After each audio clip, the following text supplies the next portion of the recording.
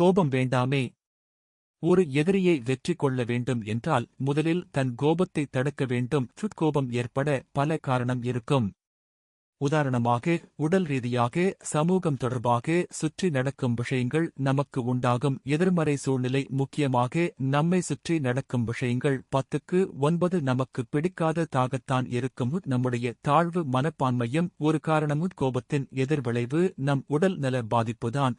கோபத்தோடு எழுந்திருப்பவன் நஷ்டத்தோடு படுப்பான். ஒரு நிமிடம் கோபத்தை அடக்கினால் ஒரு நாளைய துயரத்தையே தவிர்க்கலாம். முடிந்தவரை நம்முடைய ரகசியங்களை காப்பாற்றி பிறர் செய்த தீங்கை மறந்து ஓய்வு நேரத்தை பயனுள்ள விஷயங்களில் செலவழிக்க கோபம் நிச்சயம் கட்டுப்பாட்டில் இருக்கும். நமக்கு துரோகம் செய்தவர்களிடம் இருந்து நாம் ஒதுங்கி இருப்பதுதான் அவர்களுக்கு நாம் கொடுக்கும் தண்டனையாகும். ஒருவர் நமக்கு ஒரு பொருள் கொடுக்கிறார், நாம் அதை வேண்டாம் என்றால் அந்த பொருள் அவரிடமே இருக்கும். அப்படிதான் நம்மை ஒருவர் அவதூறாக பேசும்போது அமைதி காக்க அவர் பேசிய வார்த்தைகள் அவரையே சென்றடையும். எனவே கோபத்தை கட்டுப்பாட்டில் வைத்து சுற்றி உள்ளவர்களிடம் அன்பு கொண்டு சந்தோஷமாக வாழ்வாங்க வாழ வாழ்த்துக்கள்.